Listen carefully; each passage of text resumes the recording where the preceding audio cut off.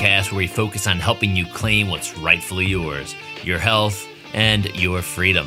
We explore the three main areas of health: the physical realm, the biochemical realm, and the mental and emotional realm.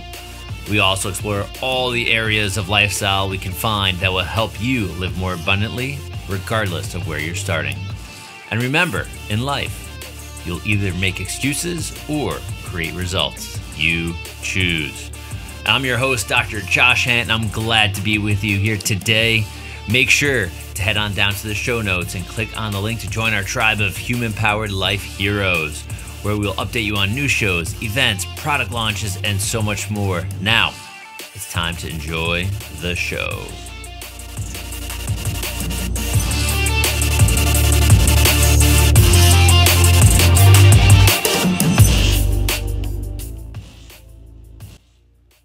Hey everyone, Dr. Josh Hant here for the Human Powered Life podcast. I want to get a little heady with you today. This is going to be a short episode, but it's designed to make you think. So if you're in the car, commuting to work, or you're on a run, this is not going to be maybe for the full run or the full drive in, but I would urge you to think about the episode once it's done in silence. Just food for thought for your mind and for your brain. I said those things intentionally. So I'm going to read two things for you. The name of the episode mentions two things. That it mentions universal intelligence and innate intelligence. And those are two very different things. So I'm going to give you a couple definitions. For those of you that are actually watching this live or the replay or on the website, this is from a book called One Cause, One Cure, Health and Life Philosophy of Chiropractic by Fred Barge. Right. So here's the cover just to give you a little visual. And in here, one of the quotes I'm pulling is from chapter 6 called Innate. And the first quote is actually from another book, but it says, from Stevenson's chiropractic textbook. This is called Chiropractic's Major Premise. So this is the one on universal intelligence. So pay attention and digest this because this is a little heady. Universal intelligence is in all matter and continually gives to all its properties and actions, thus maintaining it in existence. I'll say that one more time. Universal intelligence is in all matter and continually gives to all its properties and actions, thus maintaining it in existence. All right, so that's universal intelligence. We're going to dive into these for a couple of minutes after, because this is, a lifelong study for some people. Now we're going to go over innate intelligence, and this is by B.J. Palmer, the developer of chiropractic. It says, innate intelligence consists in the intellectuality which expresses itself through any organized physical medium. One more time. Innate intelligence consists in the intellectuality which expresses itself through any organized physical medium. So, universal intelligence versus innate intelligence. What are the differences and why did that matter? Why do these definitions, why do these words matter to us as human beings, and how can we interact with them on a daily basis? So the universal intelligence, you can think of these as outside the body forces, right? So we're a living being. We have what's called innate intelligence inside us, right? It's that organizing matter. Universal intelligence is the outside forces. So you can think of a thing like a rock, right? It's not necessarily a living thing versus a tree, which is a living thing, or a human being, which is a living thing. The innate intelligence in a tree, in a human being, has its purpose to organize each of us, right, like the tree or the human being, and allows us to be, right, be that being, be that thing that is living and producing what it needs to produce out of its life. So I want you to think of this, and this is how we can describe innate intelligence a little bit better, a little bit easier. We cut our finger open versus cutting the finger open of a corpse, which doesn't have that innate intelligence in it. What will happen to our finger in a very short period of time? It will heal. What will happen to the corpse's finger? It's obviously not going to heal, even though it may have all of the parts, it may have all of the fluids, it may have all of the things that we have inside, but it doesn't have that intelligence which is making everything function and be organized in a very particular way. When you think about life as a human being, we go from 2 cells to trillions. I don't know the real number. Let's just say 10 trillion cells in about 9 months. And we're a living, breathing human being. And in that process, you go from 2 cells, which are completely different. So you have 1 cell and 1 cell, and then we add those together, we become one again. That's the only time in math where 1 + 1 = 1. But then what happens there? We start to divide. We start to divide. Those cells keep dividing, and they're all the same. But what happens is this intelligence, this innate intelligence, forms a notochord, a central nervous system. And in that central nervous system, what starts to happen now, we start to develop these different systems off of that, right? Like a digestive system, a cardiovascular system, reproductive system, right? All of the different systems of the body are being produced. And ultimately, before we're born, we have, we're a human being, right? We're this fully put together, completely organized human being. You notice that most human beings don't have an eye on the side of their head, don't have a nose on their cheek, right? Don't have an arm coming out of their leg, right? We're all about the same because we're human beings, right? We're organized this way in a very specific way. So innate intelligence is a pretty darn amazing thing. So is universal intelligence.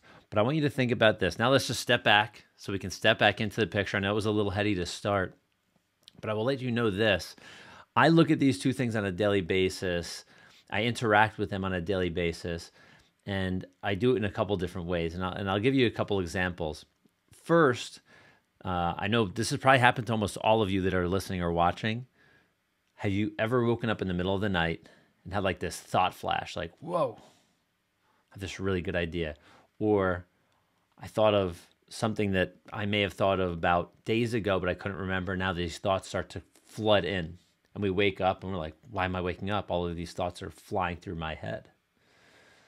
These, I believe, are messages from innate intelligence. These are messages that are letting us know to pay attention to them, right? It's like almost talking to spirit or something like that. Whatever airy-fairy thing you may want to think of, and that's okay in my book for sure. But I'll write these things down. I have a little notepad next to my bed. Not my journal that I write in every day, but I have this little notebook. Do I use it very frequently? No. But if that happens, if I do wake up thinking of something, I'll just grab the pen next to the bed and scribble something. Whatever that is that's coming out of my mind. So, and oftentimes it's something that's relevant, it's something that's important, it's something, maybe an idea to do something in the practice, to do something in life, to anything, right? Like, so it can be so many different things that show up. And I often do my best to take action steps on what I've thought about that night. Does it happen very frequently? Like I said, no, but it does happen, right? So we've all had those innate thought flashes. And also, when it comes to universal intelligence, my perfect example is think of this, and I've said this on many different episodes. We oftentimes think things happen to us where I believe they happen for us. Sometimes that's a pretty hard thing to swallow, right? Because there are bad things and there are good things. Or that's just a perception of what we think is good and bad.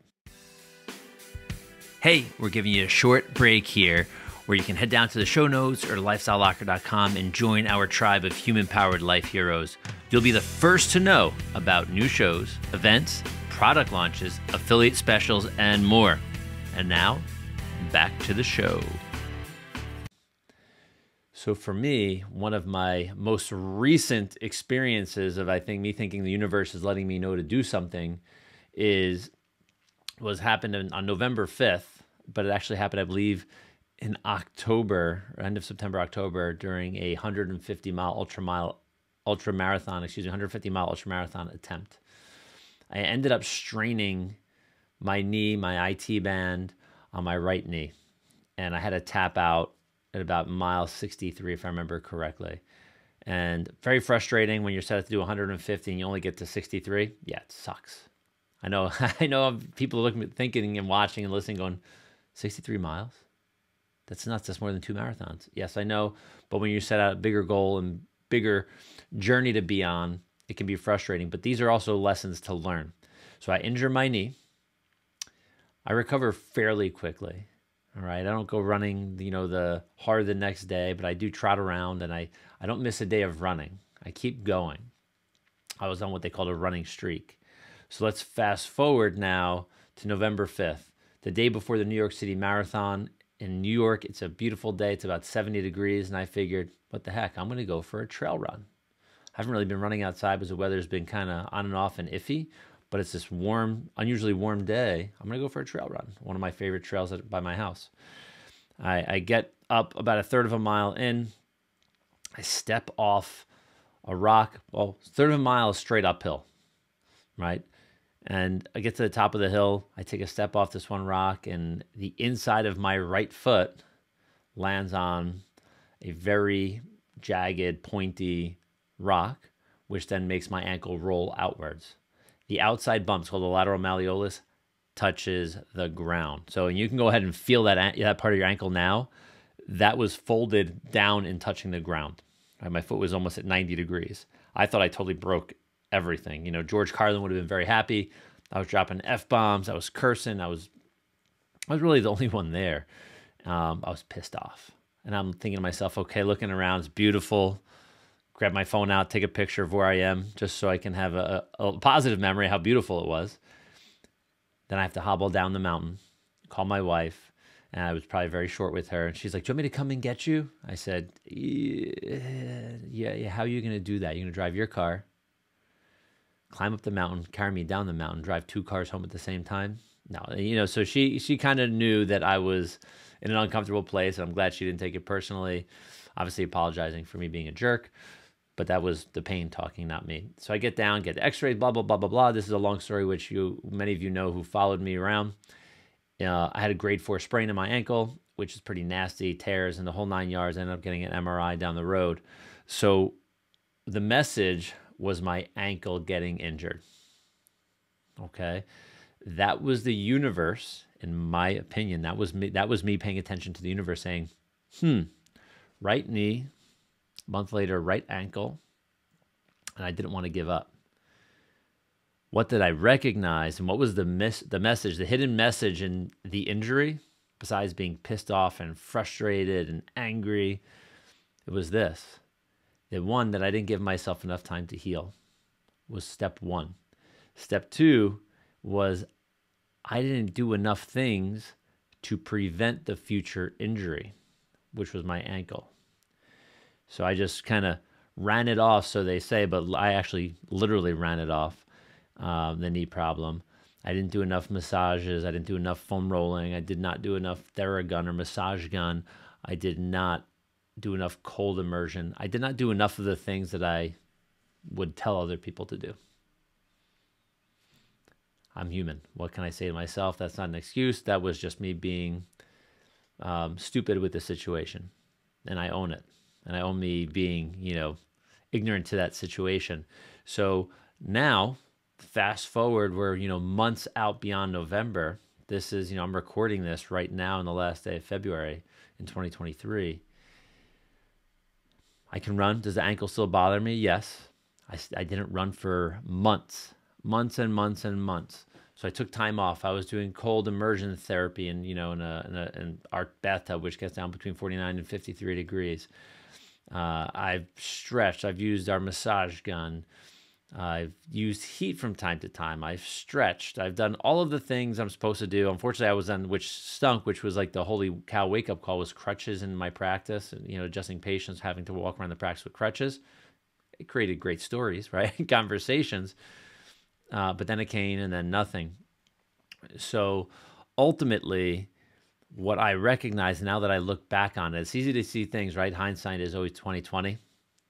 It isn't 20/20 when you're looking at the problem head on right away.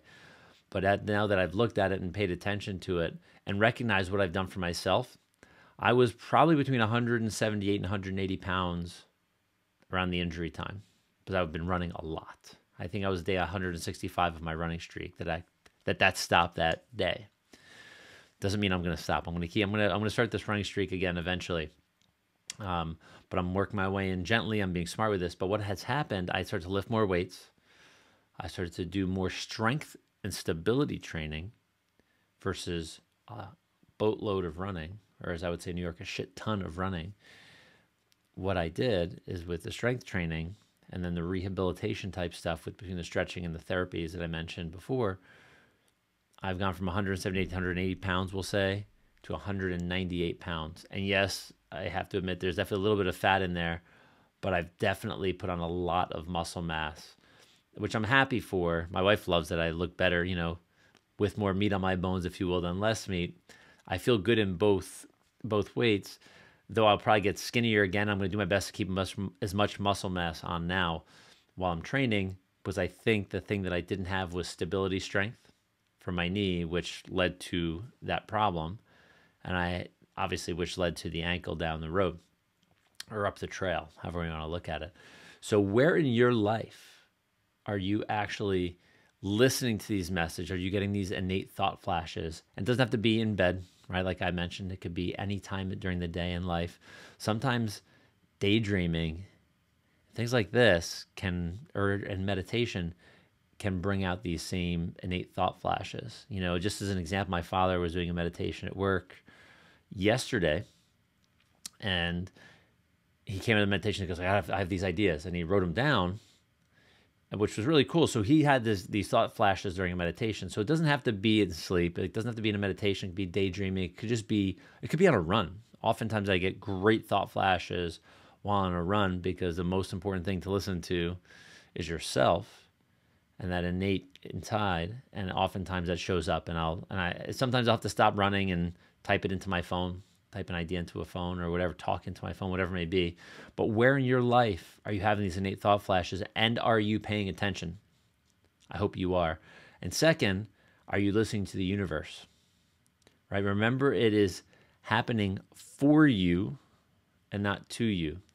So you can look at a bad situation and or a good situation when you step back and see that from the third person, right? Look at the movie playing out of you and your life, the situation, the event. Why is it happening for you? And if it's something you're not happy about, just sit in it for a few minutes, maybe a few days. And if you want to change it, you change it, right? It's your story. It's your life. So everybody, I want to thank you for being on this short episode of the Human Powered Life podcast. Make sure if you haven't signed up and gotten our 7 Habits download on the bottom of the website, definitely get that. It's free. All the habits you want to start today. And it's something that's super simple. You don't need equipment. You don't need things. You can do all of these things right away. So get the download. I look forward to seeing you on the next episode, and hit me up on social media if you have not yet, and share an episode with a friend if you also have not done that yet. And the last thing is going to be an ask. I'm going to ask you, if you have not yet given us a review on your favorite platform you're listening to the show or watching the show on, please do. Hit the like button, hit the comment button, type something awesome out. Share one of your innate thought flashes, share one of those things in the comments. So I want to thank you for that, and we'll see you on the next episode. All right, y'all. Bye-bye.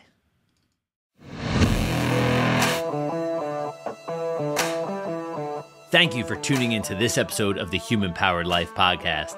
Make sure to head over to lifestylelocker.com to check out all the details on the show and to watch part 2 of this episode, which is only in video format. We also have this audio portion in video format if you want. Once again, I'm your host, Dr. Josh Hant, for the Human Powered Life podcast, and I'm looking forward to staying connected with you as a Human Powered Life hero. Remember to join the tribe, and we'll see you soon. Bye-bye.